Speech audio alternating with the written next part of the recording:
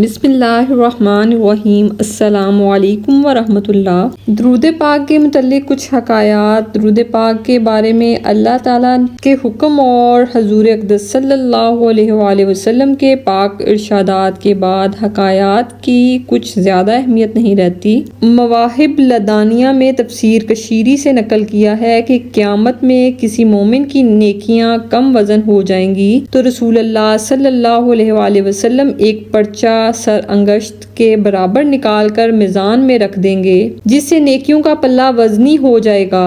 وہ مومن کہے گا، میرے ماں باپ آپ پر قربان ہو جائیں، آپ کون ہیں؟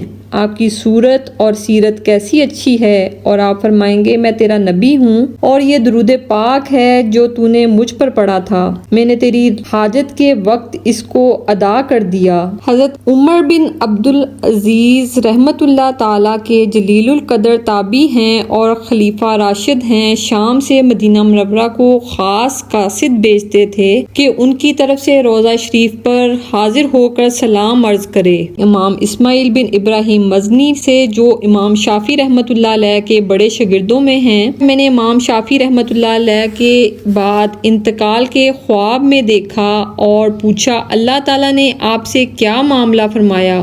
وہ بولے، مجھے بخش دیا اور حکم فرمایا کہ مجھ کو تعظیم اور احترام کے ساتھ بہشت میں لے جائیں، اور یہ سب برکت ایک درود کی ہے جس کو میں پڑھا کرتا تھا۔ میں نے پوچھا، وہ کون سا درود پاک ہے؟ فرمایا، وہ یہ درود پاک ہے، اللہم صلی علی محمد کلما ذکرہ الذاکرون وکلما غفل عن ذکرہ الغافلون۔ ایک بزرگ نیک صالح موسیٰ حضیر بھی تھے، انہوں نے اپنا گزرا ہوا قصہ نقل کیا۔ ایک جہاز ڈوبنے لگا، میں اس میں موجود تھا، اس وقت مجھ پر غنودگی سی ہوئی۔ اسی حالت میں رسول اللہ صلی اللہ علیہ وآلہ وسلم نے مجھ کو یہ درود تعلیم فرما کر ارشاد فرمایا کہ جہاز والے اس کو 1000 بار پڑھیں۔ ہنوز 300 بار پر نوبت پہنچی تھی کہ جہاز نے نجات پائی۔ بعد الممات کے انکا علی کل شیء قدیر بھی اسی میں پڑھنا معمول ہے اور خوب ہے۔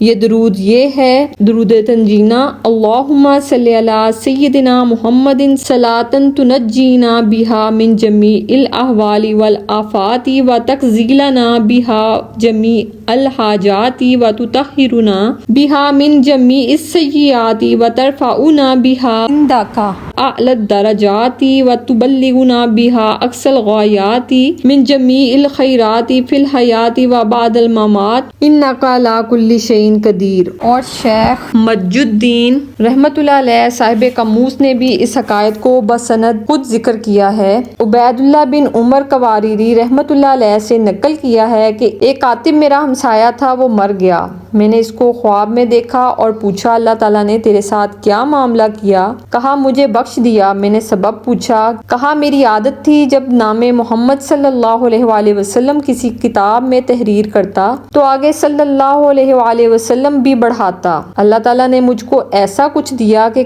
نہ کسی آنکھ نے دیکھا، نہ کسی کان نے سنا، نہ کسی دل پر گزرا۔ شیخ زردق رحمۃ اللہ تعالیٰ علیہ نے لکھا ہے کہ مؤلف دلائل الخیرات کی قبر سے خوشبو مشک و عنبر کی آتی ہے اور یہ سب درود پاک کی برکت ہے۔ ابو زرعہ رحمۃ اللہ تعالیٰ نے ایک شخص کو خواب میں دیکھا کہ آسمان میں فرشتوں کے ساتھ نماز پڑھ رہا ہے۔ اس سے سبب حصول اس درجے کا پوچھا۔ اس نے کہا، میں نے 10 لاکھ حدیثیں لکھی ہیں، جب نام مبارک محمد صلی اللہ علیہ وآلہ وسلم کا آتا تو میں درود لکھتا، اس سبب سے مجھے یہ درجہ ملا۔ امام شافعی رحمۃ اللہ علیہ کی ایک اور حکایت ہے کہ ان کے انتقال کے بعد کسی نے خواب میں دیکھا اور مغفرت کی وجہ پوچھی تو انہوں نے فرمایا، یہ 5 درود پاک جمعہ کی رات کو میں پڑھا کرتا تھا۔ اللہم صلی علی محمد بعدد من صلی علیہ وصلی علی محمد بعدد من لم یصلی علیہ وصلی علی محمد